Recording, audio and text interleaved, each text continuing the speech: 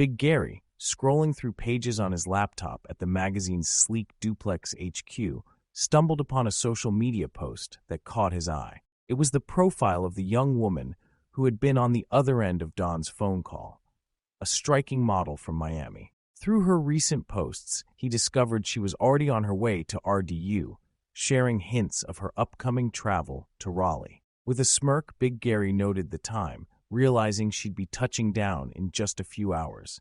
This discovery added a new layer to the mystery around Don's connection with her. It made Big Gary even more curious, fueling his suspicions about the model's purpose in Raleigh and why Don seemed so intent on keeping the details under wraps.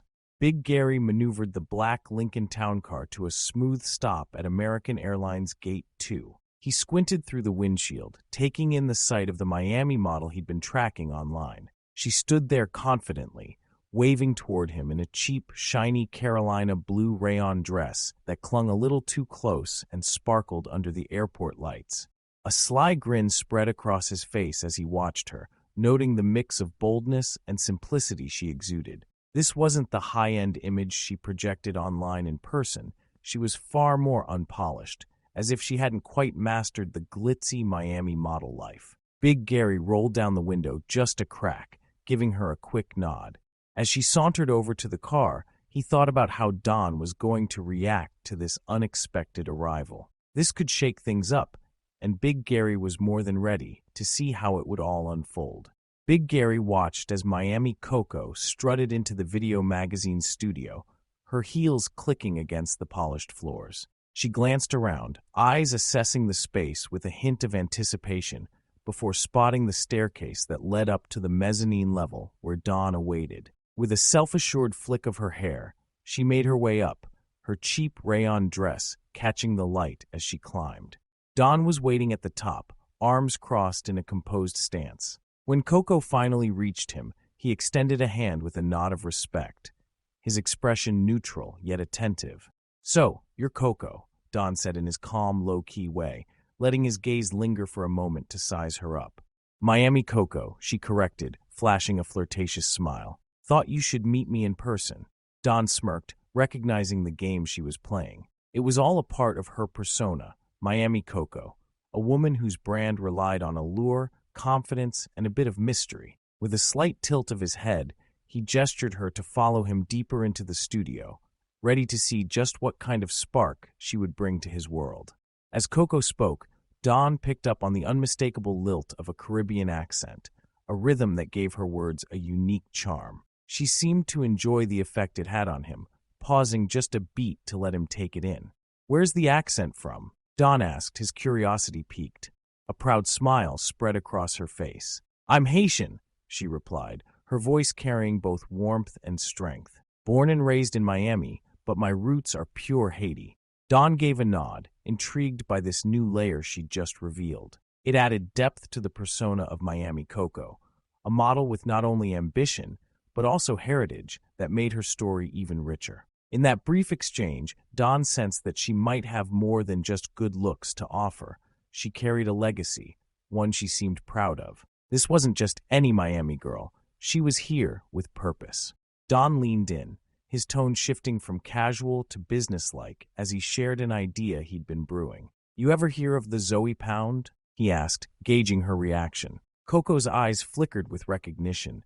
She was well aware of the notorious Haitian gang from Miami, known for their ruthless grip on the streets and their complex relationship with the hip-hop industry. They were a paradox, protectors and predators, extorting rappers and producers for both security and spoils. "Yeah, I know Zoe Pound," Coco replied, a hint of unease mixing with respect in her tone. "Good," Don nodded. "I'm working on a documentary, digging into the real story with my guy Lucci. He's from down there too, Haitian like you. Been through it all with the gang scene in Miami. He's giving me the inside track, the stuff no one talks about, the truth behind all the rumors."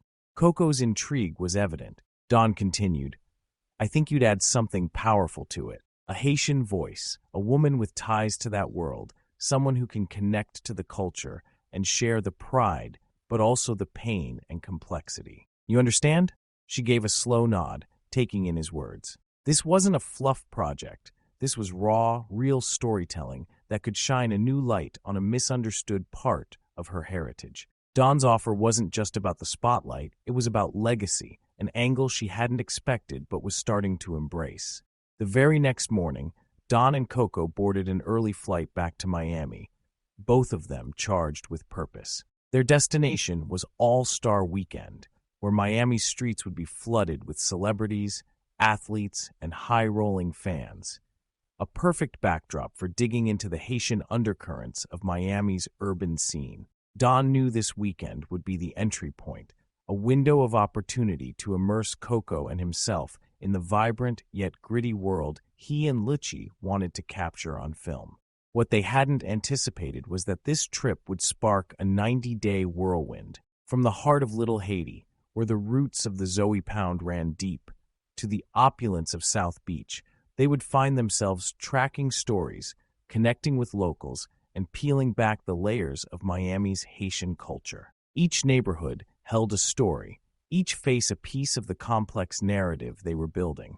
As Coco navigated her own connections, using her Miami background to open doors that might otherwise be shut, Dawn worked tirelessly with Lucci. Together, they interviewed people who had lived the life, some former gang members, others entrepreneurs who had broken free from the past. The streets told tales of survival, pride, and resilience, stories Coco understood instinctively.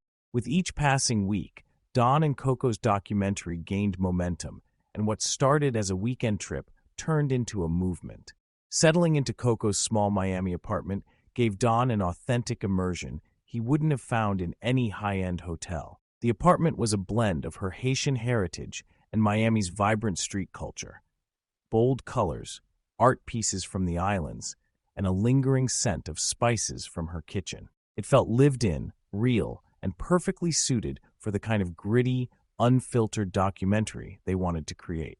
Staying there also opened up a new perspective on Coco herself. Without the Carolina blue dress, heavy makeup, and styled weave, she was different, more grounded, natural, and connected to her roots. In her bare skin, braided hair, and relaxed clothes, Dawn saw a side of Coco that was rarely captured on camera, the woman beneath Miami Coco. She moved around her space with ease, sharing stories of her upbringing, her family, and the challenges she'd faced growing up Haitian in Miami's rougher neighborhoods. As Dawn's cash ran low, this arrangement took on new value, providing him not just a place to stay, but a deeper insight into Coco's world. She took him to hidden spots in Little Haiti, introduced him to local figures who were otherwise unreachable, and helped him understand the layered reality of Haitian-American life in Miami. The bond between them grew naturally as they peeled back layers of each other's lives, discovering stories, struggles, and dreams that would make their documentary not just real, but powerful.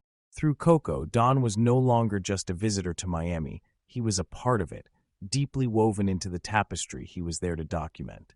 As days turned into weeks, the relentless pace of filming and the weight of Miami's realities began to wear on Dawn and Coco. Their initial spark, once so electric and full of purpose, started to fizzle out. Miami's darker, impoverished side, a side often hidden from the glamorous South Beach image, now stared Dawn in the face daily. Little Haiti wasn't just the vibrant culture he'd hoped to capture.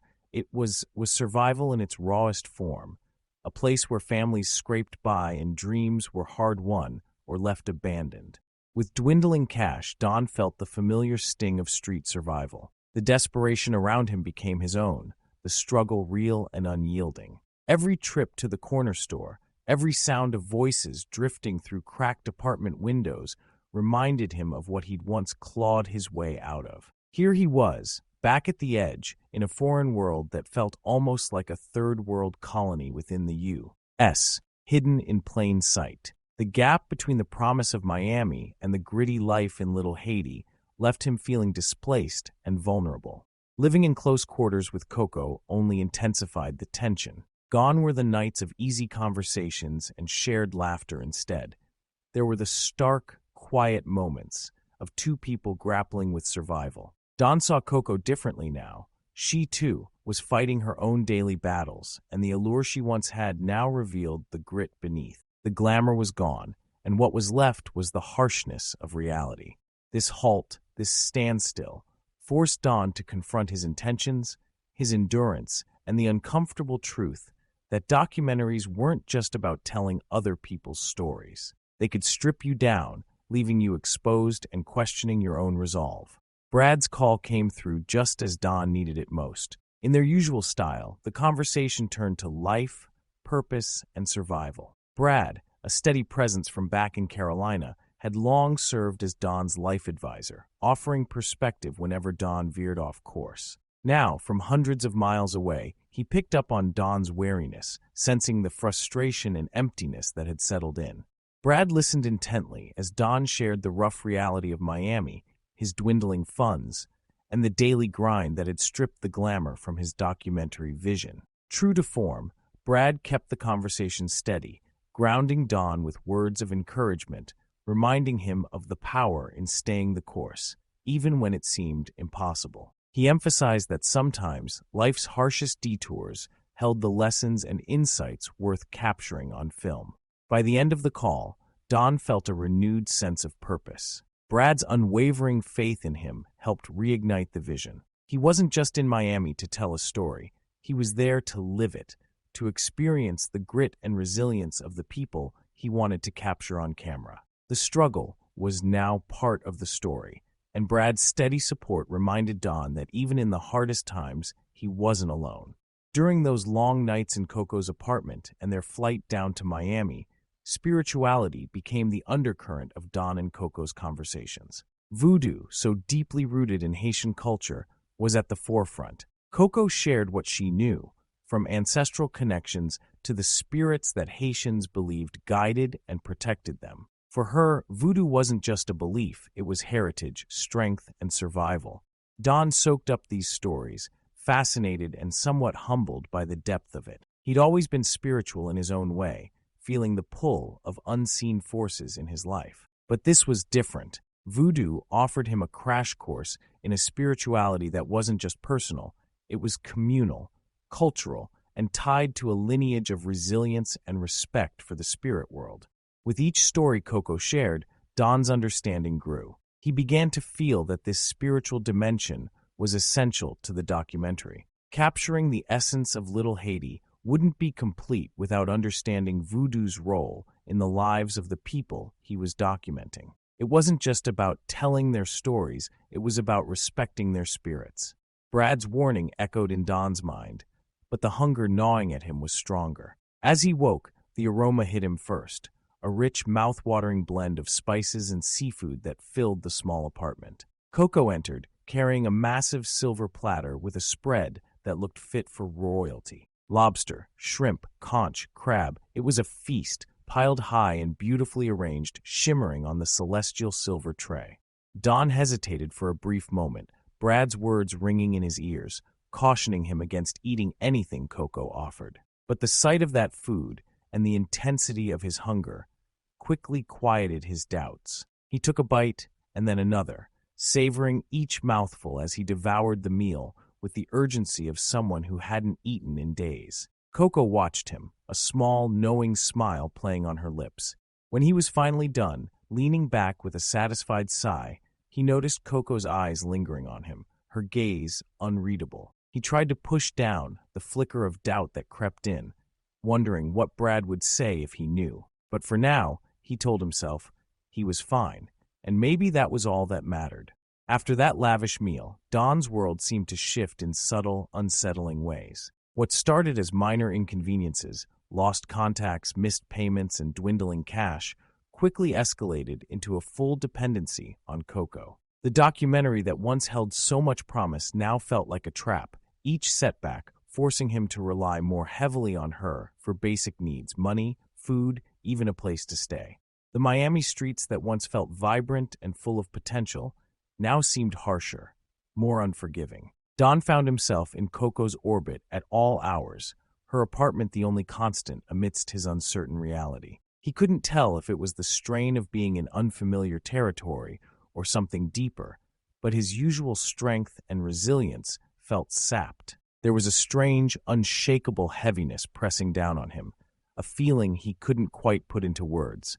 Coco was there with offers of support, small loans, meals, and even encouragement to keep filming, but Don couldn't shake the discomfort building within him. Brad's warnings now echoed in his mind louder than ever, and he began to wonder if this dependency was all part of a bigger, unseen design. Was he just falling on hard times, or was he being pulled into something he didn't fully understand? The lines between reality and something more spiritual, something beyond his control, were starting to blur, and he wasn't sure if he had the strength to pull himself out.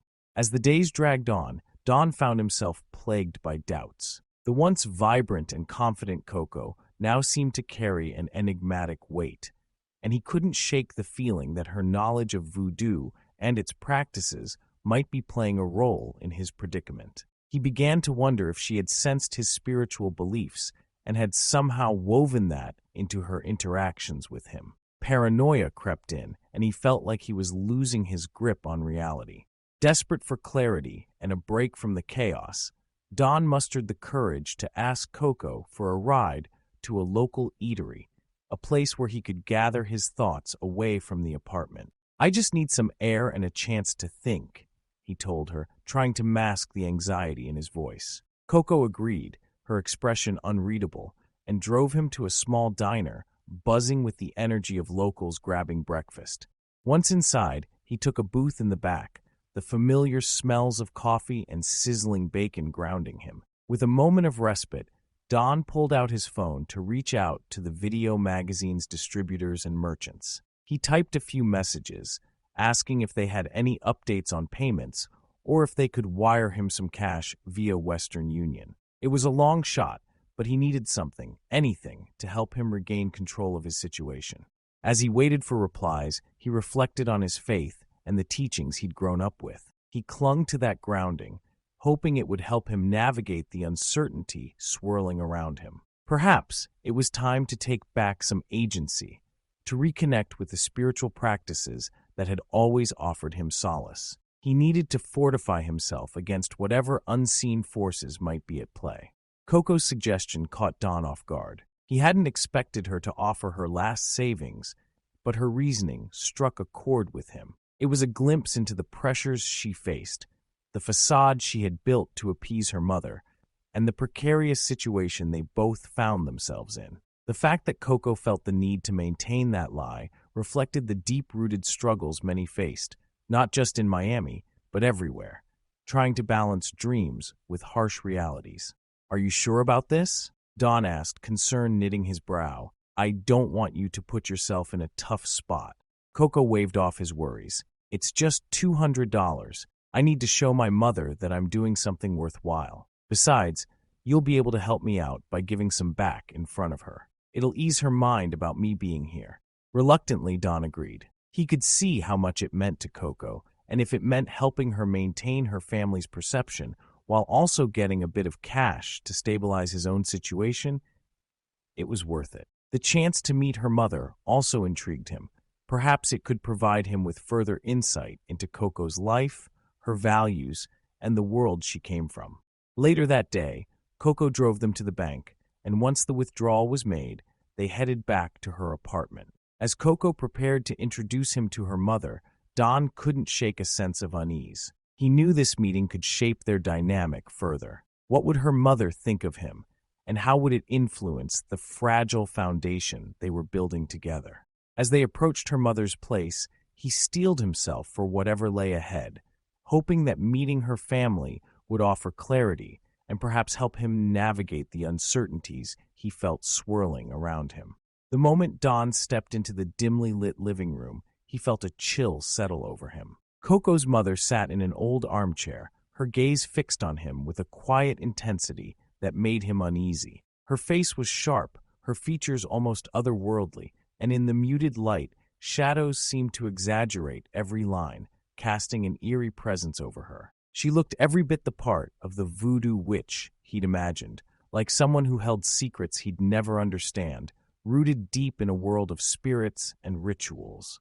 Coco kept her composure, confidently introducing Don as her producer, the man behind her supposed modeling break. She turned to Don with a practiced ease, as if they'd done this 100 times, and he handed her the $200 just as she'd planned. Her mother's eyes followed the cash, glinting with something inscrutable, and she simply nodded, her lips pressed into a thin line.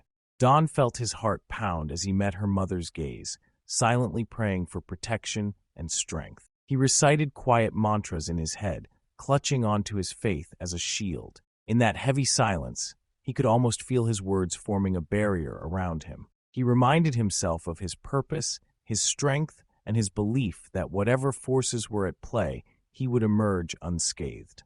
The air hung thick as her mother continued to stare, her approval or disapproval, an unspoken verdict. After a long moment, she looked away, as if dismissing him. Don exhaled quietly, feeling a small relief, though he knew the unease hadn't fully left him. This meeting with Coco's mother had solidified one thing in his mind.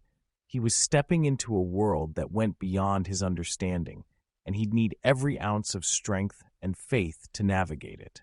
The morning light poured into the bathroom, casting a warm glow as Don and Coco stood together under the shower. The water cascaded over them, each droplet a reminder of the closeness they'd found in their shared struggles. The steam rose around them, blending with the faint, earthy scent of the cement walls, giving the room a raw, grounding presence that felt far removed from Miami. Through the open window, the sight of high green grass swaying gently in the breeze and the cloudless sky stretched out endlessly, adding to the dreamlike quality of the moment.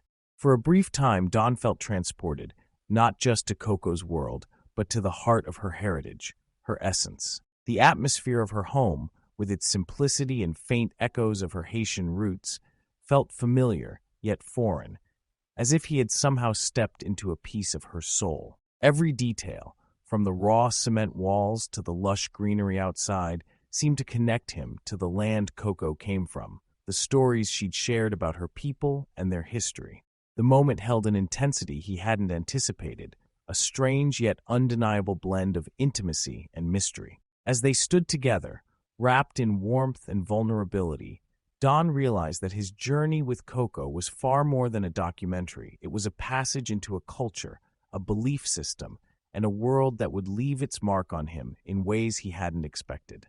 As Don stood in line at the Walmart, the excitement of newfound cash settled over him like a fresh breeze. The Western Union transfer had come through, and he could finally feel some relief after what felt like an endless downward spiral. With $1,000 in his hands and the promise of more waiting at his Carolina P.O. box, he felt a spark of renewed strength. He immediately called Big Gary, instructing him to deposit the large check into the company's account so he'd have access to funds the minute it cleared. Don felt momentum returning, the gears of his life grinding back into motion.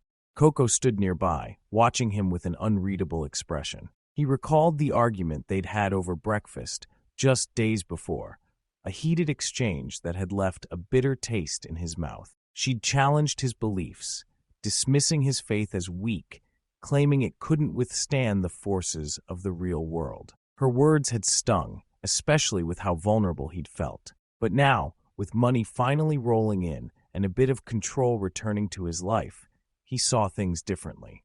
As he glanced at her, Don couldn't help but feel a surge of quiet satisfaction. He didn't have to say a word. The reality of his resilience, his faith, and the luck turning in his favor spoke volumes. The irony wasn't lost on him, and he let the silence hang between them, allowing her to see the shift without a single word. His God, he thought, might have taken his time, but he hadn't abandoned him. When Don found out that All-Star Weekend had been moved to Houston, he was crushed. The flights from Florida to Texas were insanely priced, beyond what he was willing to spend, especially with his finances just beginning to stabilize. He knew the shift in location would draw a massive crowd and industry heavyweights, and missing it felt like a lost opportunity for networking and visibility. Stuck in Miami, Don found himself reflecting on the reality of his situation. He was, for now, grounded in the Southern Peninsula with Coco, unable to chase the excitement and energy of All-Star Weekend. Still, he figured he couldn't be the only one sidelined by the high travel costs and last-minute changes. Perhaps others in his network were similarly stranded, forced to rework their weekend plans. Resigned to his circumstances, Don decided he'd make the most of his time in Miami. Maybe there were other doors to open here, opportunities that didn't require a plane ticket. He still had the documentary project in progress, and the city's cultural richness could serve as inspiration if he leaned into it. With Coco by his side, despite their recent tensions, he figured he might be able to pivot this weekend into something meaningful. Don picked up his phone, surprised to see a call coming through from a rep at Atlantic Records. The timing couldn't have been better, and he was eager to hear what they had in mind. The rep got straight to the point, asking if Don, being in Miami, had any fresh leads on local artists looking for exposure in his magazine. They were especially curious if Don had heard of DJ White Owl and the NASA Boys, a name that rang a faint bell but wasn't fully on his radar. The mention of DJ White Owl and the NASA Boys piqued his interest. The underground Miami scene was brimming with talent, and these names hinted at something new, something raw that could resonate with his audience. DJ White Owl had a reputation for blending hip-hop with unexpected twists, and the NASA Boys were rumored to be pushing boundaries, experimenting with unique sounds that captured Miami's pulse. "Yeah, I've heard some buzz about them," Don replied, keeping his tone confident. "If they're looking for exposure, I'd be interested in featuring them. Get their story out there, showcase what makes their sound unique." The rep seemed pleased, suggesting that Atlantic was open to working with emerging talents like these, especially if Don could offer a solid platform. They ended the call with a plan for Don to follow up with some leads and potentially arrange an introduction. As he hung up, Don felt a renewed sense of purpose. If he could make this connection work, he might just turn his unexpected time in Miami into a major win for the magazine. Don's phone buzzed incessantly, the screen lighting up with calls from various contacts, each bringing fresh potential and opportunities. He answered the next call, recognizing his homeboy's voice on the other end. "Yo, Don, it's been a minute, man. I've got someone you need to connect with. My boy, Sir Shah from the Bay Area. He's down in Miami now and has some stories to share. You remember him, right?" Don chuckled, recalling his last encounter with Sir Shah a few years back. The reluctant pimp had always been an interesting character, navigating life with a blend of charm and street savvy. It sounded like Sir Shah had found his groove in Miami, and Don was curious to hear how he'd managed to make it work in a city known for its vibrant nightlife and hustle. "Yeah, I remember Sir Shah," Don said, feeling a sense of nostalgia wash over him. "It would be good to catch up. What's he up to?"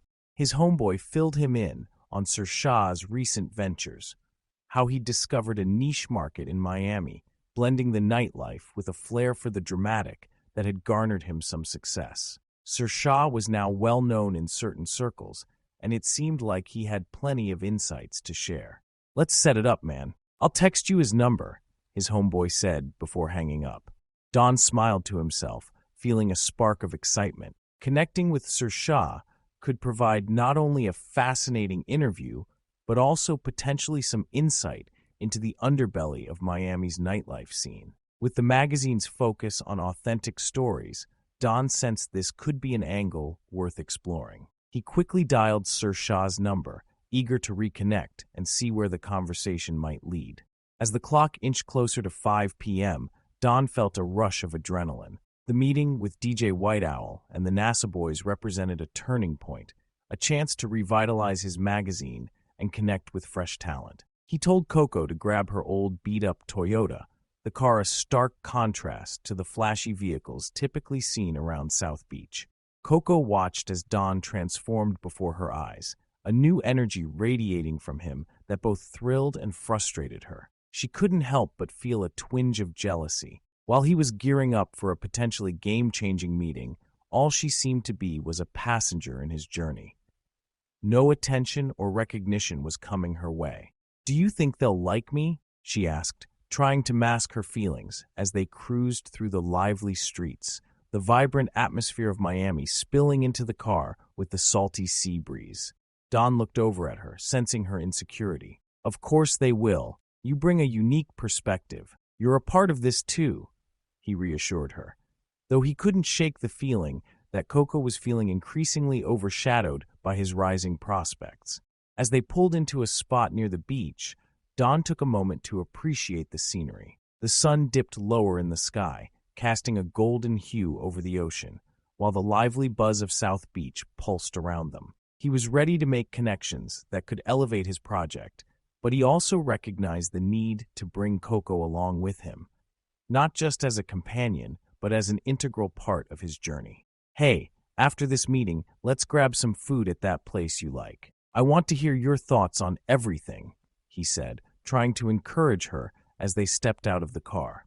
Coco smiled faintly, appreciative of the gesture, but still feeling the weight of her own unfulfilled ambitions. As they walked toward the meeting spot, she resolved to support Don, but also to carve out her own path, hoping that in time, her moment would come too. As Don approached the meeting spot, he spotted two guys in a sleek convertible Bentley, their laughter mixing with the upbeat music blaring from the car's speakers. They were filming a music video, the bright lights and extravagant visuals drawing a crowd. Intrigued, Don instinctively turned on his camera and started shadowing their cameraman, eager to capture the energy of the moment. Meanwhile, Coco stood off to the side, feeling increasingly out of place in the opulence surrounding them. The luxury of the Bentley and the carefree vibe of the shoot highlighted her insecurities. She looked down at her own clothes, the worn fabric contrasting sharply with the polished style of those around her. She felt like a bum in a world that thrived on glamour, and as Dawn focused on the video shoot, she sensed a growing distance between them. Struggling with her feelings of inadequacy, she finally mustered the courage to speak up. "Dawn," she said, trying to keep her voice steady, "why don't you just call me when you're ready for me to pick you up? I'll just wait at the car." Dawn turned, surprised to see the discomfort etched on her face. "Are you sure? I thought you might want to be here for the meeting." Coco forced a smile, masking her true feelings. "Yeah, I just feel like I'm in the way. You seem really busy. Just let me know when you need a ride back home," she replied, taking a step back from the bustling scene. Reluctantly, Dawn nodded, sensing the tension in her tone. "Okay, I'll text you," he promised, watching her walk away toward the car. As she disappeared from view, he felt a pang of guilt. He wanted to include her in this whirlwind, but he also knew he had to focus on the opportunity in front of him. With Coco waiting in the car, Don turned his attention back to the shoot, trying to shake off the lingering worry about how she felt. He was determined to make this meeting with DJ White Owl and the NASA boys count, hoping to weave Coco back into the fabric of his journey once the chaos subsided. As Don walked into the studio, the energy was electric. The room buzzed with creativity, filled with some of California's finest talents, and the atmosphere was ripe with opportunity. DJ White Owl was a charismatic host, seamlessly introducing everyone to Don, who felt a mix of excitement and nerves. After a brief moment of networking, Don joined the crew, filming a cameo in the Bentley, where Steve Beck and Swift were rapping, their lyrics flowing with a smooth confidence that resonated with the audience. They both greeted him with warm handshakes, and it didn't take long for Steve to pick up on something different about Don. "Hey man, you from the South or something?" Steve asked, a grin spreading across his face as he registered Don's accent. Don chuckled, appreciating the observation. "Yeah, I'm from Carolina," he replied, his southern drawl evident in his speech. "Just trying to capture the Miami vibe for my magazine." Swift leaned in, intrigued. "Carolina, huh? You're a long way from home. What brings you to this scene?" Don took a moment to gather his thoughts. "I'm working on a project that dives into the underground music culture, highlighting artists like you guys who are pushing the boundaries. I think there's a lot of talent out there that needs more exposure," he said, making sure to convey his passion. Steve nodded, clearly interested. "We're always down for new connections, especially if you're showcasing what we're about. You know how it is. Everyone's trying to make a name in this game." The conversation flowed easily as they discussed their influences, the Miami music scene, and the challenges of breaking through in an industry that often felt saturated. Don felt a sense of camaraderie forming, a connection that he hoped would lead to fruitful collaborations. As the shoot continued, the energy in the room intensified, and Don found himself lost in the rhythm of the moment. He snapped photos and recorded clips, capturing the essence of the artistry unfolding before him. Despite his earlier worries about Coco, he felt energized, optimistic about the direction of his project, and grateful for the opportunity to immerse himself in such vibrant creativity. Steve's invitation hung in the air, a promise of access to the underground culture Don had been eager to explore. "Oh, you're our guy. Whatever you want, you can get," Steve said with a grin, clearly pleased with the connection they were forming.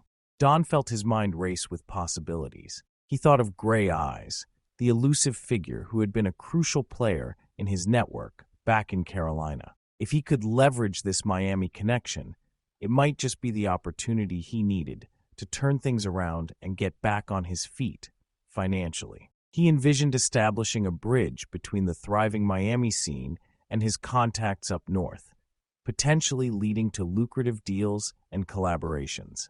"Really?" Don replied, trying to keep his excitement in check. "That could be huge for my magazine. I know a few people who would be very interested in the right connections." Steve raised an eyebrow, intrigued. "Oh, you're in the right place then. Miami's got everything you could imagine. Artists, parties, the whole scene. If you know the right people, you can get in deep." The wheels in Don's head turned faster. He could sense a shift in his fortunes. He needed to seize this moment and make it work for him. "I'm definitely looking to expand my network. Maybe we can set something up after the shoot." "Count on it," Swift chimed in, eager to solidify the connection. "We know some people who could introduce you to the right circles. It's all about building that rapport, you know?" Don nodded, excitement bubbling beneath the surface. If he could align himself with Steve, Swift, and the broader Miami scene, it could lead to opportunities he had been desperately seeking. This could be his chance to reintegrate himself into the game, but he also needed to tread carefully. He didn't want to lose sight of his original goals or get too caught up in the lifestyle. As they wrapped up the shoot and the crew began to unwind, Don felt a renewed sense of purpose. He was ready to dive into this Miami connection, armed with his vision and a growing list of potential collaborations. It was time to make moves, and he was determined not to let this chance slip through his fingers. Steve leaned in, excitement lighting up his expression. "Listen, tomorrow afternoon, I can hook you up with 3 pounds of the best exotic marijuana to take back to Carolina with you. This could be the start of something big for us," he said, his voice laced with enthusiasm. Don felt a rush of adrenaline. This was exactly the type of connection he had hoped to establish in Miami. The thought of securing that product to bring back to Carolina ignited ideas for potential collaborations and sales, especially with his growing network. Just as he was about to respond, his phone buzzed, pulling him back to the moment. It was a call from Sir Shah. Don answered quickly, trying to balance the conversation with Steve.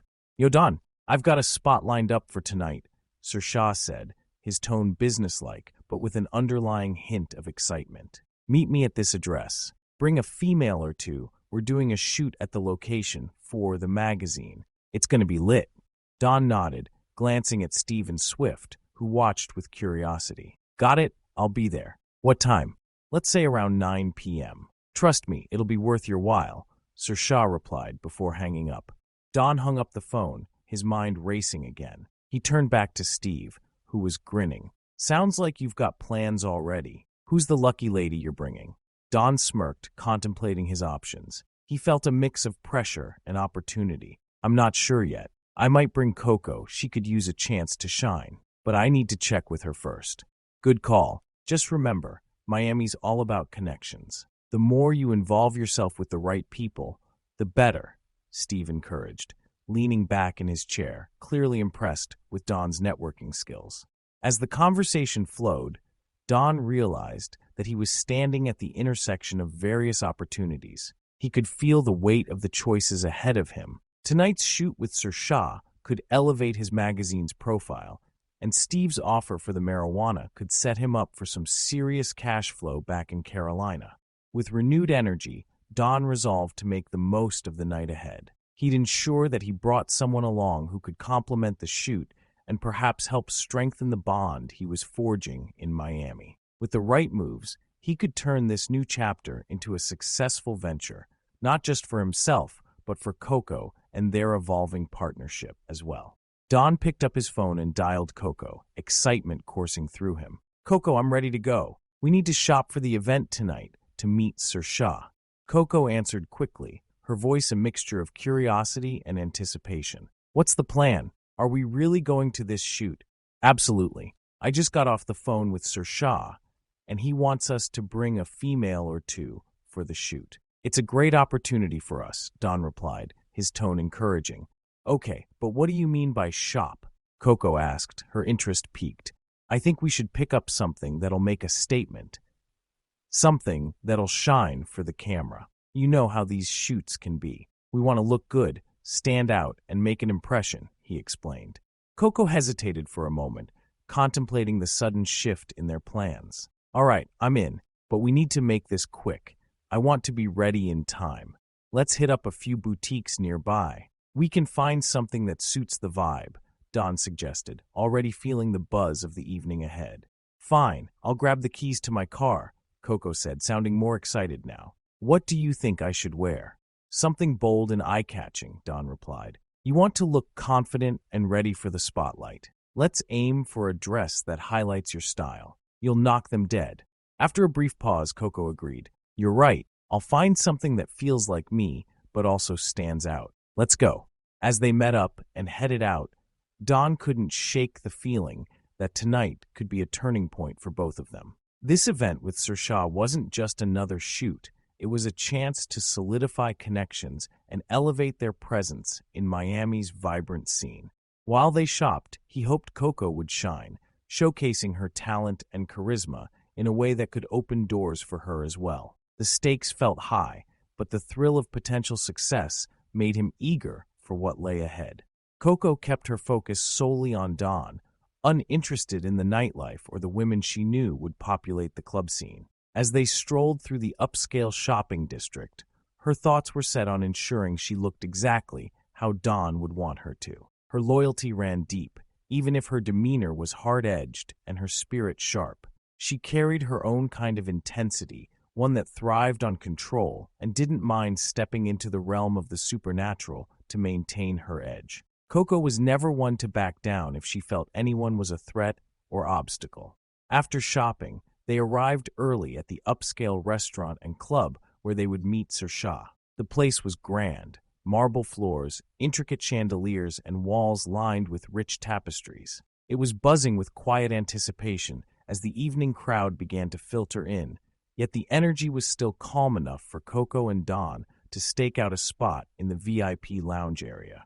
Coco glanced around, her expression unreadable. "So this is the place. Looks like it's ready for whoever's anybody in Miami." She flashed a sly smile, watching as Don scanned the room, taking it all in. She knew he was analyzing every detail, noting the layout, the lighting, and the prime areas for a photo shoot.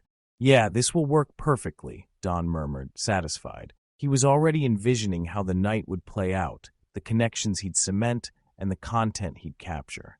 Coco leaned into him slightly, her voice low. "Just remember, I've got your back. Anyone tries to get in our way, well, I'm always ready."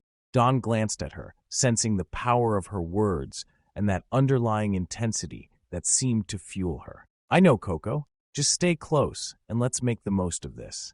With Sir Shah on his way and the night beginning to pick up, Don felt a surge of confidence, knowing Coco was firmly in his corner, ready for whatever the night might bring. Together, they were staking out more than a club. They were carving out their space in a city where reputation and loyalty meant everything. The energy in the club shifted the moment Sir Shah and his tall, blonde-haired companion walked through the doors. Their entrance was grand and deliberate, drawing the attention of nearly everyone in the room. Sir Shah, with his signature charisma and confidence, exuded a presence that commanded respect, while his companion added an air of mystery to their arrival. Don, already watching the door, noticed Sir Shah pulling out his phone and anticipated the call. Quickly, he raised his hand to wave him over, catching Sir Shah's attention. With a nod, Sir Shah led his companion through the crowd toward Don and Coco's table. A pristine, large, round, porcelain-white table positioned perfectly under a dim spotlight, giving it an aura of exclusivity. As they approached, Sir Shah greeted Don with a handshake that turned into a quick embrace, a sign of respect between two who had long understood the game. "Don, my man," Sir Shah said, gesturing to his blonde companion. "This is Amber. She's new in town, but she's got that magic touch." Amber offered a polite smile, but her gaze was sharp and observant, taking in Don and Coco with a discerning look. Coco's eyes narrowed just slightly, her protective instincts kicking in, but she stayed silent, keeping her demeanor cool and composed. "Good to meet you, Amber," Don said, nodding with a calm confidence. He gestured to Coco beside him. "And this is Coco, my right hand, and tonight, our guide to making sure this all goes smoothly." They all took their seats, and as they settled in, the vibe around the table became a blend of calculated intent and unspoken ambitions. Sir Shah wasted no time, leaning in with a grin. "So Don, let's talk about what's next. You ready to make some waves tonight?" Don matched his grin, feeling the weight of possibility in the air. "More than ready. Let's make sure everyone here remembers this night." With Coco beside him and Sir Shah across the table, Don knew they had the right energy to turn the night into something unforgettable. Coco, though quiet, kept a close eye on Amber, her presence as steady as it was intense. She was ready, just as Don was, to let the night unfold and to make sure nothing or no one disrupted their plans.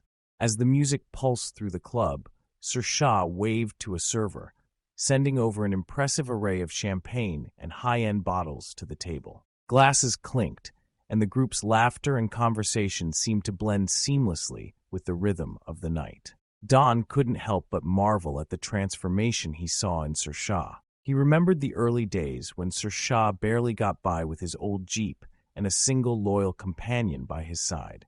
Now here he was, unmistakably a man of influence and wealth. Sir Shah leaned back, gesturing grandly as he described his latest luxuries, his grin wide with pride. "Got a 10-foot fountain with a woman's sculpture at the center, pools almost Olympic-sized, with lights that make the water look like liquid gold at night," he boasted. "And the cars? You wouldn't believe it, Don. Every one of them a different kind of exotic." Don listened, nodding with respect. The man had come a long way, and his success was undeniable. Sir Shah's journey was a testament to what relentless hustle and a bit of luck could achieve, a story Don could relate to in many ways. "Sounds like you've built yourself an empire," Don said, raising his glass. "From that old Jeep to a driveway full of exotics, that's the real dream." Sir Shah laughed, clinking his glass with Don's. "And this is just the beginning, my friend. There's always more to build, more to conquer. You know how it is." Coco and Amber sipped their drinks, exchanging glances as Sir Shah's stories continued. Coco watched Don closely, quietly admiring the way he navigated these connections, blending respect with ambition. She understood that each interaction was another step toward something bigger, and she was there for every part of the journey. As the night wore on, the table became a small world of its own, filled with dreams, stories, and plans. Every drink and laugh a small tribute to the hustle it took to get there and the drive to keep going. As the conversation shifted toward business, Don and Sir Shah began discussing ways to intertwine the video magazine with Sir Shah's impressive lineup of models. They envisioned something bold, something that could blend high-end visuals with raw, authentic stories from the streets, a collaboration that would turn heads. Sir Shah's eyes lit up as he considered the possibilities, but when Don mentioned Coco was from Miami, he turned his full attention to her. Sir Shah's interest sharpened. He knew the value of a beautiful face, but a woman with heritage, language skills, and Miami's fierce energy. That was a gem. His gaze lingered on Coco, admiration mixed with something else, a desire to pull her into his orbit. It was no secret to Don that Sir Shah had an eye for spotting talent, but this time, it felt personal. Seeing his chance, Sir Shah subtly nodded at Amber, prompting her to draw Don into conversation. Amber leaned closer, her tone easy and engaging as she delved into stories of her recent travels and her own ambitions in modeling. Don, always a smooth conversationalist, turned his focus to her, though he kept an eye on Sir Shah out of the corner of his gaze.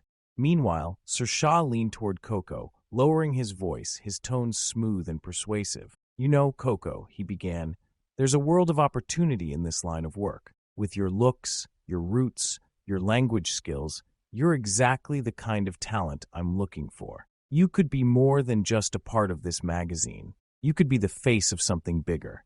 Coco raised an eyebrow, a flicker of intrigue in her eyes, but she didn't let her expression reveal much. She was no stranger to flattery and smooth talk, especially from men in Sir Shah's position. She maintained a cool, composed demeanor, glancing toward Don with an unreadable look. Don, sensing the energy shift, subtly redirected the conversation back to the business at hand. "Coco's got more going for her than most realize," he said, his tone calm but firm. "She's a core part of this project. We're all about loyalty here, making moves, but never forgetting who's in your corner." Sir Shah chuckled, picking up on Don's message, but he didn't back down entirely. "No harm in admiring greatness, Don. We all know talent when we see it." As the night continued, Don remained on guard, aware of Sir Shah's intentions, but determined not to let anyone, even an old friend, pull Coco from his side. For Coco, it was a reminder of the trust and loyalty she had in Don, two things money and influence couldn't buy. Coco's grip on Don's hand tightened, her silent message clear: it was time to go. Though she kept her face composed, there was a fire burning inside her. Watching Amber chat animatedly with Don, laughing at his stories, only intensified her feelings. Coco was fiercely protective of her place by his side, unwilling to let any other woman encroach on the bond they shared. As Amber continued, Coco's hand slipped to her pocket, fingers grazing the edge of the knife she carried, a cold reminder of her readiness to defend what she felt was hers. Amber, oblivious to the simmering tension, continued talking to Don, opening up about her background. "I'm actually from West Virginia," she said, "a small town. Not many people know it, but it's where I'm from."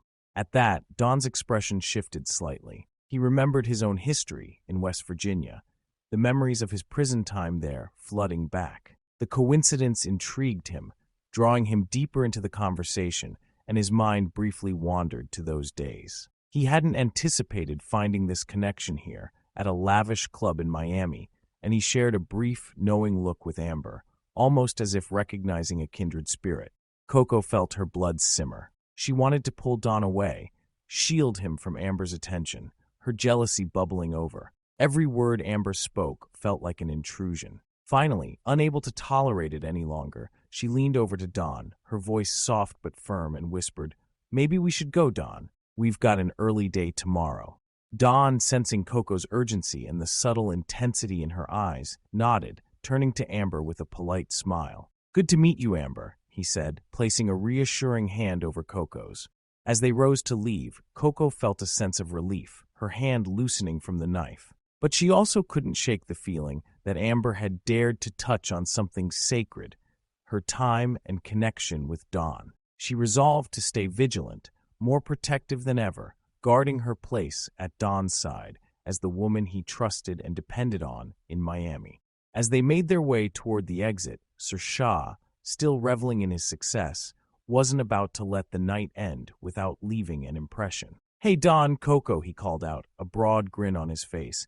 "Tomorrow night, DJ Khaled's birthday bash. It's going to be the biggest party this month. You two should come as my guests. VIP, of course." Don paused, giving Sir Shah a polite nod, but exchanging a quick look with Coco. They both knew this wasn't just a friendly invitation. Sir Shah had his own agenda, and he'd made it obvious that Coco was at the center of it. Don could feel Sir Shah's eyes on them, still fixated, refusing to take no for an answer. The invitation was an opportunity, but also a potential trap.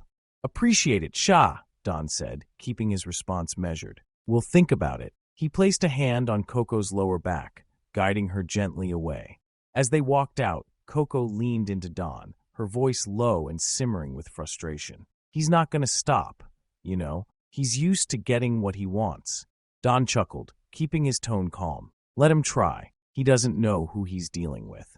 Despite his reassurance, Coco's instincts told her this wasn't the end of Sir Shah's advances. If they decided to attend the party, she knew she'd need to stay on guard. This was Miami, after all, where power and influence mingled and alliances could shift in an instant. While Dawn lay in a deep, dreamless sleep, Coco moved silently around the dim room, her whispers filling the air like a gentle hum. Her voice was soft, yet charged with a mysterious energy, weaving through the shadows as she chanted prayers, spells, and invocations. She paused by his side, murmuring words of protection, power, and connection, each phrase tied to the Haitian traditions she knew so well. Coco's hands moved gracefully as she laid small charms and symbols around him, careful not to wake him. Her intent was complex, part blessing, part binding, all rooted in her own fierce loyalty and desire to keep him close, protected, and dependent. Her fingers brushed over his forehead as she murmured one final prayer, sealing her intentions. To her, this was a way of ensuring Don's success and safety in Miami, a way of making him unknowingly intertwined with her, bound to her energy and influence. As she finished, the room fell silent, and she watched him for a moment, satisfied. Coco slipped quietly out of the room, leaving only the faintest scent of herbs and candles lingering in the air. Dawn stirred slightly, feeling nothing but the deep, enveloping sleep she'd left him in, unaware of the web Coco had woven around him. In the morning, Dawn left Coco's place early and made his way to Enterprise Car Rental. He arranged for the smallest, most inconspicuous compact car they had, a one-way rental he planned to drop off at RDU once he was back in Carolina. This was a careful move, part of a low-profile strategy to make his trip back without attracting unnecessary attention. After securing the rental, he drove back to Coco's, switched over to her Toyota, and set his sights on NASA's studio. The nerves started to creep in as he approached the place, but he kept his focus sharp. This pickup was crucial, a game-changer he couldn't afford to mess up. When he arrived at NASA's studio, Steve and Swift were waiting for him. They greeted Don with nods and friendly grins, showing him a sealed, carefully packed stash of 3 pounds of high-grade marijuana. The exchange was quick, discreet, and all business. With the goods securely stashed in Coco's car, Don felt a sense of relief and purpose. He thanked them and headed out, ready for the next phase of his plan, to make it back to Carolina smoothly and put this new connection to work. As dusk settled over Miami, Don returned to Coco's house and carefully transferred the marijuana from her Toyota into the compact rental, making sure everything was secure for the long drive to Carolina. With that task done, he took a deep breath, his nerves settling as he prepared for the night ahead. Later, he and Coco headed out to DJ Khaled's birthday bash. The city lights blurred past as they drove, and Don could feel the energy building. Coco, dressed in a sleek, dark ensemble, exuded her usual mysterious charm, though there was a hint of unease in her expression. She knew the stakes were high, and tonight's event was another critical piece of the puzzle for Don's growing network in Miami. As they arrived at the bash, the scene was electric. The venue pulsed with music, a packed crowd of industry insiders, celebrities, and influencers mingling in an atmosphere thick with opportunity. Don took it all in, feeling the weight of everything he had riding on this trip. He could sense Coco watching him closely, a reminder of how tangled their paths had become. This was his chance to make powerful connections and reinforce his position. As he moved through the crowd with Coco by his side, Don prepared to seize every opportunity the night would bring. The atmosphere was charged as Don and Coco navigated through the thick crowd of partygoers, their excitement palpable amidst the honking horns and the sound of laughter that echoed off the buildings. The nightlife in Miami was in full swing, with people dressed to impress, flaunting their style as they made their way to the club's entrance. As they approached the door, Don spotted Sir Shah leaning against his sleek 2-door BMW 650 Turbo, flanked by Amber and 2 other attractive women. Sir Shah, always one to seize the moment, shot Don a wink, his confidence radiating as he boasted about his VIP access to the lounge. The flickering lights from the club illuminated his flashy demeanor, making it clear he was ready to show off. Coco, feeling a mix of jealousy and irritation, kept her pace steady beside Dawn, determined not to let Sershah's presence shake her resolve. She subtly squeezed Dawn's arm, reminding him that they were there together, despite the distractions surrounding them. Dawn exchanged a glance with Coco, sensing her tension, but also feeling the allure of the scene ahead.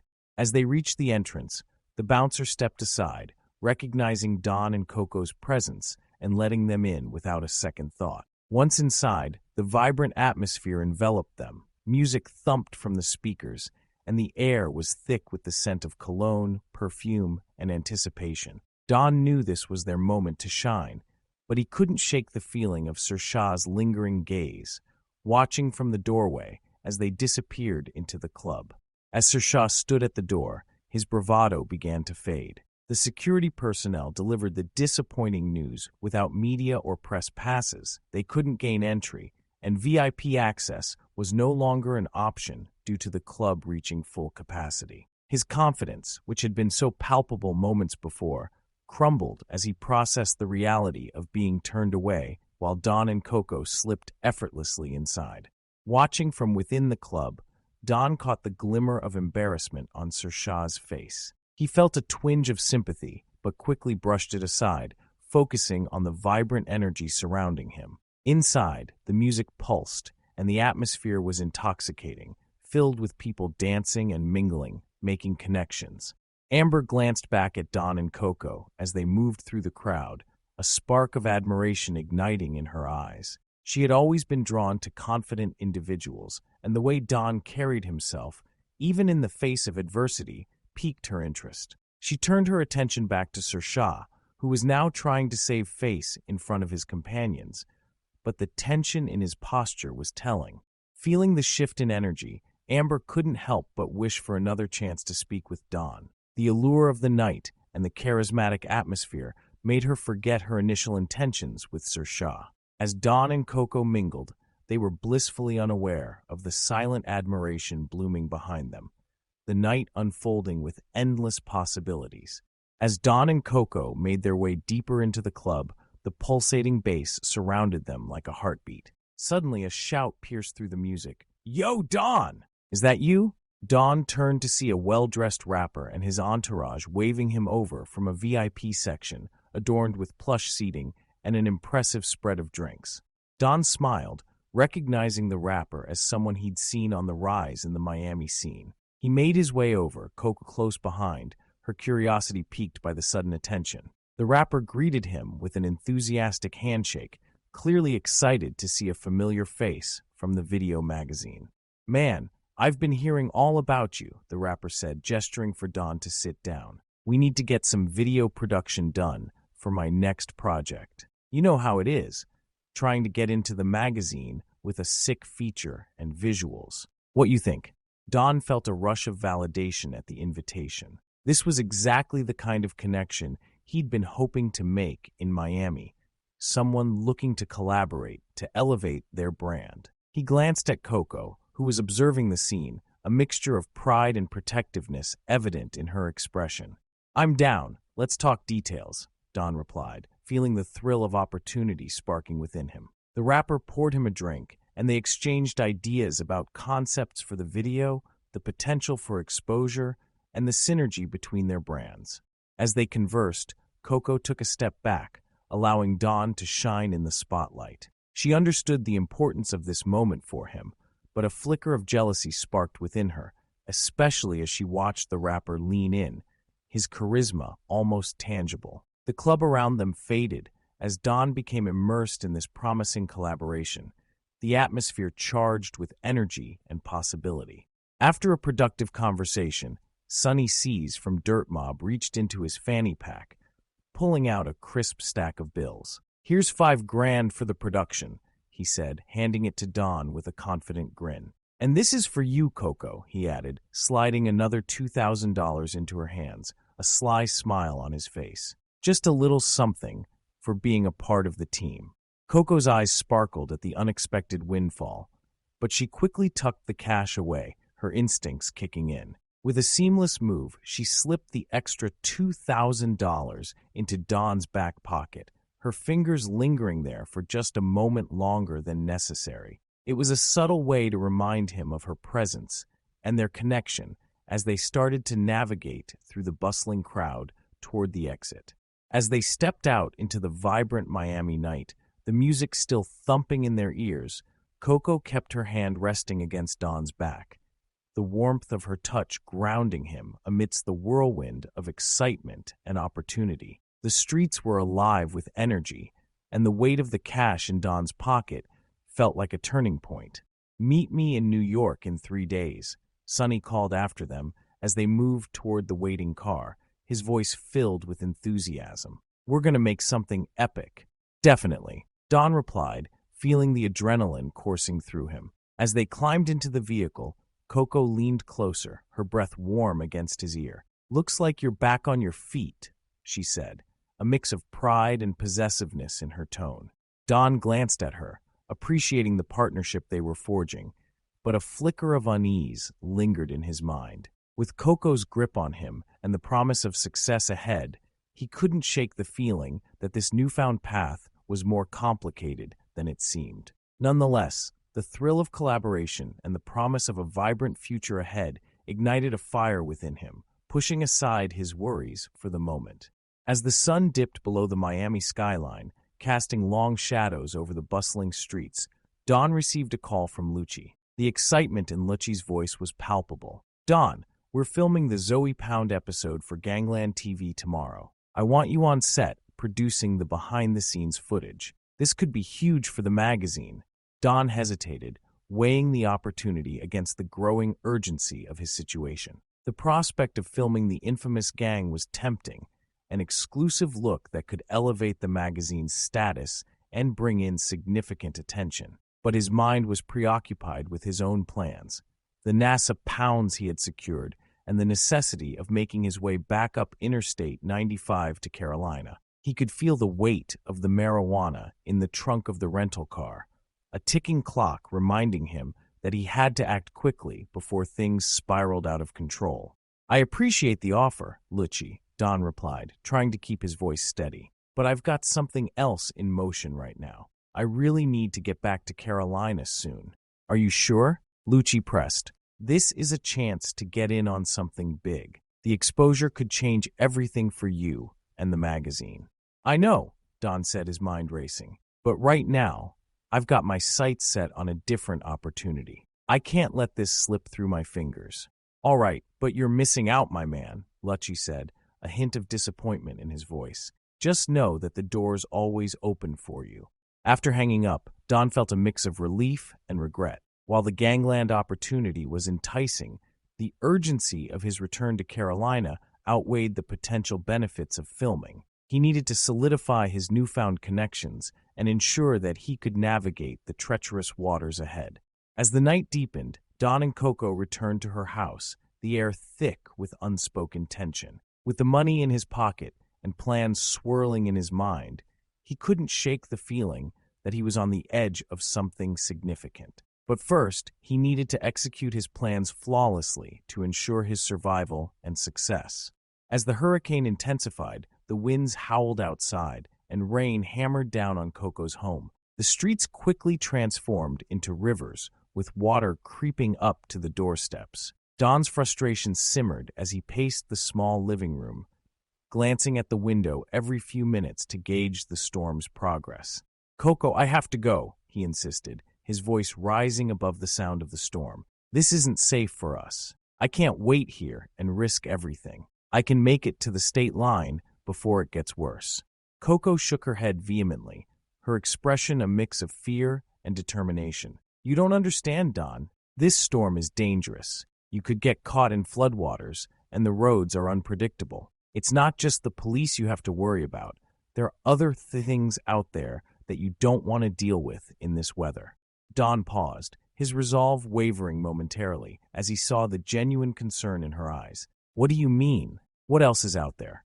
She took a step closer, lowering her voice as if sharing a secret. "The storm brings more than just water. People get desperate. There are reports of looting and violence when things get chaotic. You need to stay here. We can wait this out together." "Coco, we don't have time to wait. I have a plan, and I can't let this opportunity slip away. I can't rely on anyone but myself right now, he said, the urgency of the situation beginning to overwhelm him. Coco reached out, grabbing his arm. And what if you get caught up in something you can't handle? You don't know this area like I do. You might think you're prepared, but you're not. Trust me, if you stay, I'll make sure you're safe. We can figure something out together. Dawn looked at her, torn between the adrenaline of the impending journey and the instinctual need to stay safe. The reality of the hurricane loomed larger with each passing moment, and a part of him felt the weight of her words. I can't stay here forever, he finally said, his voice softer. What if I leave at first light? It'll give the storm some time to pass. Coco nodded, a hint of relief washing over her. First light sounds better. We can gather supplies, and you'll be able to make a clear decision then. Just promise me you won't rush into anything tonight. Feeling the pressure lift slightly, Don agreed, but deep down, the restlessness remained. He knew that once the storm passed, he would have to navigate not only the flooded streets of Miami, but also the treacherous waters of the world he had chosen to dive into. He couldn't shake the feeling that the storm might be the least of his worries. As the sun broke through the clouds, casting a warm glow over the flooded streets of Miami, Don and Coco set off in the compact rental car. The air was thick with humidity, and remnants of the storm lingered, creating a sense of unease that clung to them as they merged onto the highway. Coco gripped the steering wheel tightly, her knuckles pale against the vibrant blue of the rental car. I can't believe we're actually doing this, she said, glancing at Don, who was staring out the window, lost in thought. Are you sure you're ready to leave? Don turned to her, his expression a mix of determination and uncertainty. I have to be. I can't stay in Miami any longer. There's too much at stake. His mind raced with plans for the marijuana shipment and the connections he had made, but a nagging doubt about Coco's intentions lingered in the back of his mind. As they drove, the scenery shifted from the chaotic aftermath of the storm to the more tranquil outskirts of the city. The streets were still littered with debris, and the occasional signs of flooding reminded them of the chaos they were escaping. Yet, the road ahead felt like an open opportunity for Don. You know, this isn't how I pictured our first road trip together, Coco said, trying to lighten the mood as she navigated the winding highway.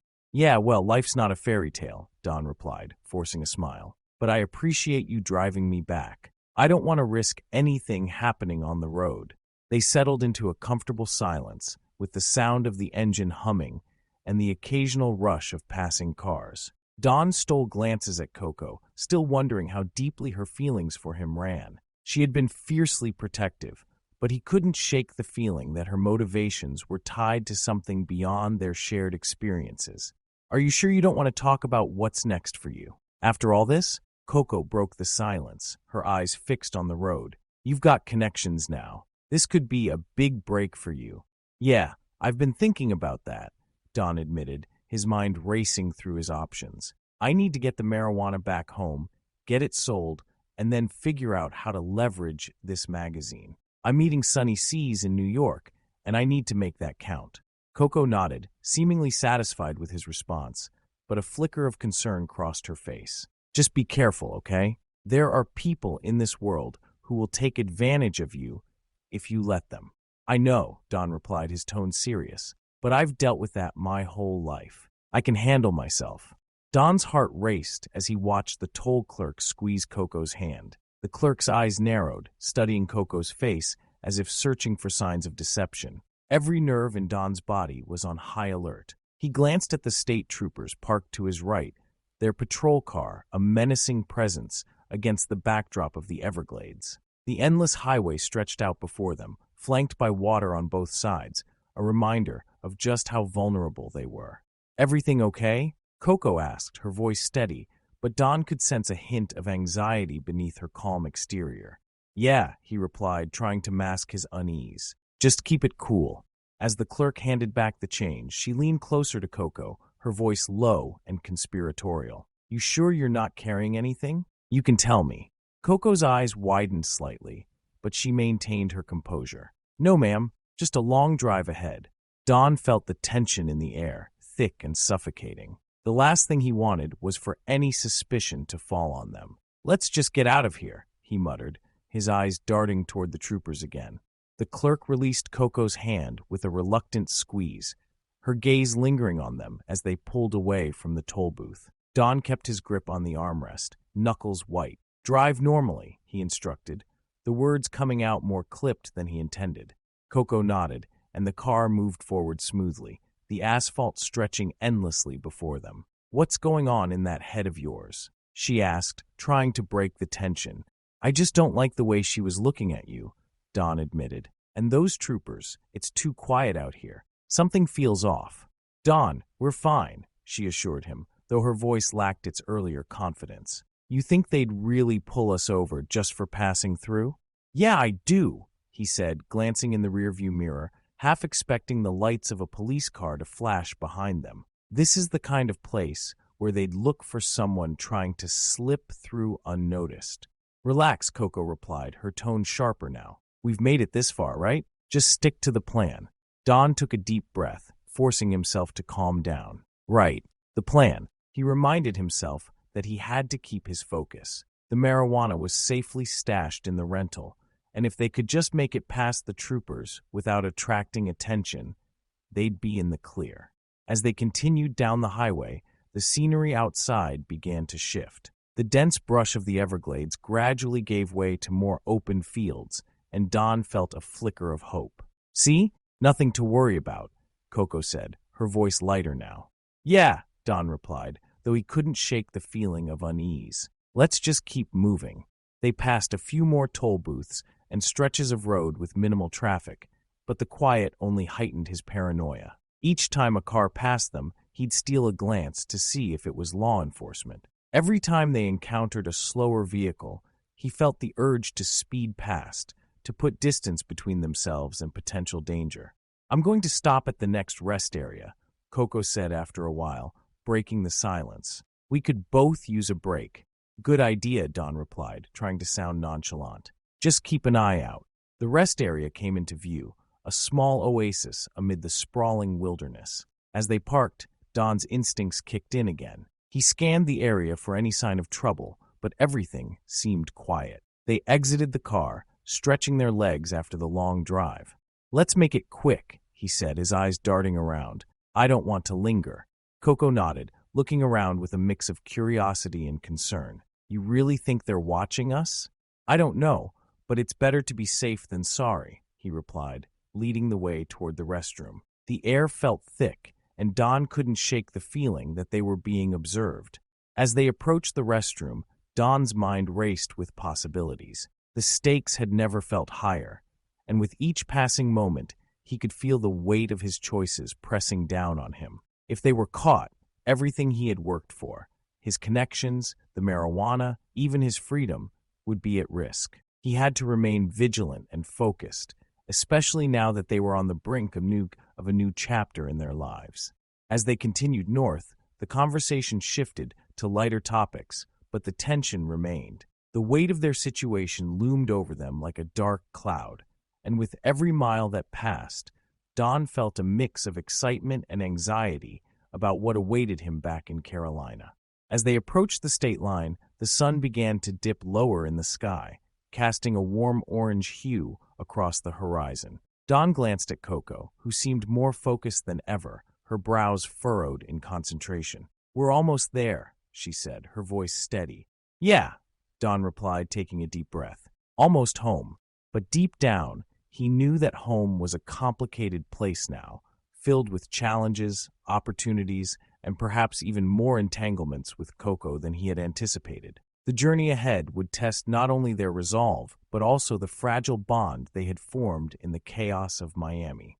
Don stepped out of the single-wide trailer, the smell of the freshly exchanged marijuana still clinging to his senses as he walked away. The weight of the transaction hung heavy in his pocket. Several bundles of cash, vacuum-sealed and carefully packed, a small fortune that represented his hard work and risk-taking. "Nice doing business with you," he called back to Gray Eyes, who was still inspecting the product with an air of satisfaction. Gray Eyes held the sealed bags up to his nose, inhaling deeply as if trying to savor the essence of the Miami stash. "Yes, sir. Straight from Miami," Gray Eyes replied, his eyes gleaming with excitement. "The tax price is going to be tripled." "Thank you, my boy." Don nodded, feeling a mix of pride and apprehension. He knew the game was about to get more intense. With Gray Eyes as a partner, he'd have to navigate the treacherous waters of the drug trade more carefully. The stakes were higher, but so were the rewards. As Don got back into the rental car, he took a moment to reflect on how far he had come. Just days ago, he was stuck in Miami, grappling with uncertainty and temptation. Now, he had successfully brokered a deal that put him back on solid ground financially. The cash in his pocket felt like a lifeline, a way to reclaim some control over his chaotic life.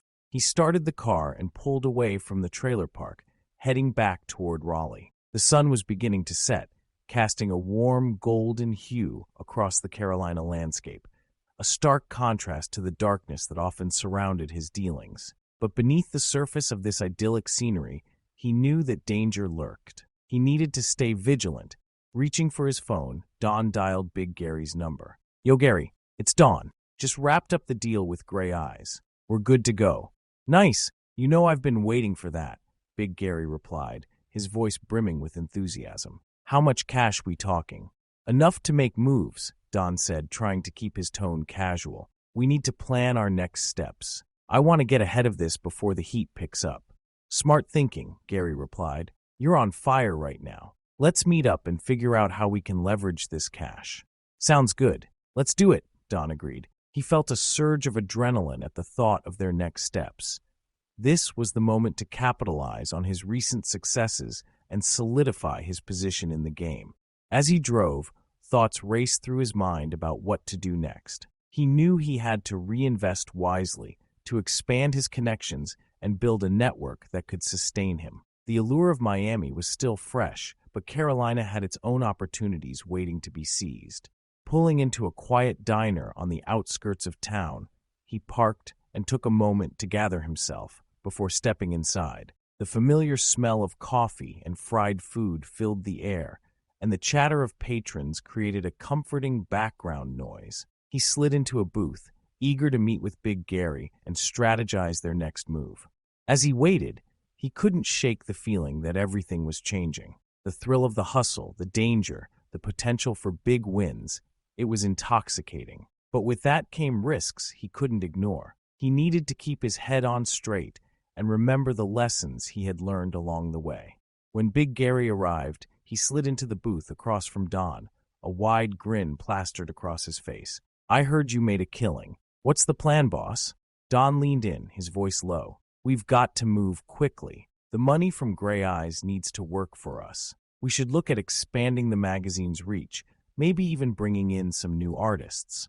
Gary nodded, eyes sparkling with ambition. "I like it. Let's hit up some showcases, see who's hungry for exposure. We could even scout some talent in the area, maybe set up some interviews." "Exactly," Don replied, feeling the momentum build. "Let's leverage our connections and make some noise. If we play our cards right, we could turn this into something huge." The two spent the next hour brainstorming ideas, mapping out potential leads, and discussing how to utilize the cash Don had secured. The energy between them was electric, fueled by the thrill of the chase and the promise of what was to come. As they left the diner, Don felt a renewed sense of purpose. The road ahead was still fraught with uncertainty, but he was ready to face it head-on. With Gray Eyes in his corner and Big Gary by his side, he was poised to reclaim his life and carve out a new path in the industry he had fought so hard to penetrate. The next day at NASA's studio, Steve and Swift were buzzing with excitement as they reviewed the funds that had just come through from Don. The wire transfer had landed, solidifying their new partnership and adding a layer of credibility to Don's operations. It felt like the beginning of something big for all of them, a chance to make a real mark in the music scene. "Man, this is just what we needed," Swift exclaimed, tapping his phone as he calculated their potential expenses and future investments. "With this kind of backing, we can ramp up production and really get our names out there." Steve nodded in agreement, his mind racing with ideas. We should start looking for fresh talent. If we can find some artists who are ready to make a splash, we can get ahead of the game. Maybe even host some showcases. Definitely. And I think we should capitalize on the buzz from Don, Swift suggested. Let's make sure we leverage his connections to bring in more artists and producers. Meanwhile, Don was busy with logistics of his own. After dropping off the compact rental at Raleigh-Durham International Airport, he watched as the vehicle slipped away, feeling a sense of finality. The trip to Miami had been whirlwind, an exhilarating mix of danger, opportunity, and unexpected alliances. He turned to Coco, who stood beside him, her expression a mix of concern and determination. "Are you really going back?" Don asked, noting the tension in her eyes. Coco shrugged, her tone unreadable. "I need to take care of things back home. You know how it is. Besides, it's better if I'm not around right now." Don didn't push. He understood the complexities of her life, especially with her ties to Voodoo and the shadows it cast on their relationship. "Just take care of yourself, okay?" "Always," she replied, a flicker of warmth in her gaze before she turned to head toward her terminal. Watching her walk away, Don felt a mix of relief and apprehension. He had his business to focus on now. With the cash flow from Gray Eyes and the potential partnership with Steve and Swift, it was time to solidify his footing in the industry. He took a deep breath, steeling himself for the work ahead. Once back at his place, Don set up a meeting with Big Gary to discuss their next moves. They needed to capitalize on the momentum of the recent transactions and further expand their reach. He felt invigorated by the possibilities that lay ahead. Later that evening, he met up with Gary at their usual spot, a local bar that buzzed with energy, filled with aspiring artists and producers. As they settled into a booth, Don laid out his vision. "We need to bring in more talent. If we can showcase artists with real potential, we can create a buzz that extends beyond Carolina." Gary leaned in, nodding enthusiastically. "What about hosting an event? Something that can draw attention and showcase our artists. We can combine it with some visuals from the magazine and promote it on social media." "Great idea," Don replied. "We'll need to make sure we get some quality acts and a good venue. Let's start reaching out to connections we have and see who's interested." The conversation flowed, ideas bouncing back and forth between them. As they strategized about event logistics and potential artists, Don felt a sense of excitement building. He was finally stepping into his role, ready to make his mark. Meanwhile, in Miami, Coco was preparing for her return to the chaotic environment she knew all too well. She had plans to regroup with her connections and reestablish her standing within the local scene. While she was proud of Don's progress, she couldn't shake the feeling of competition that stirred within her, an urge to carve out her own path, even if it meant stepping back into the shadows for a while. With her thoughts focused, Coco boarded her flight, the future uncertain, but the fire within her burning brightly. She knew she had the skills to rise above, and she wasn't going to let Don's success overshadow her own ambitions. Back in Carolina, Don and Gary began to lay the groundwork for what could become a significant event in the local music scene. The energy in the room was palpable, fueled by the promise of new beginnings and the thrill of the hustle that had brought them this far. To be continued.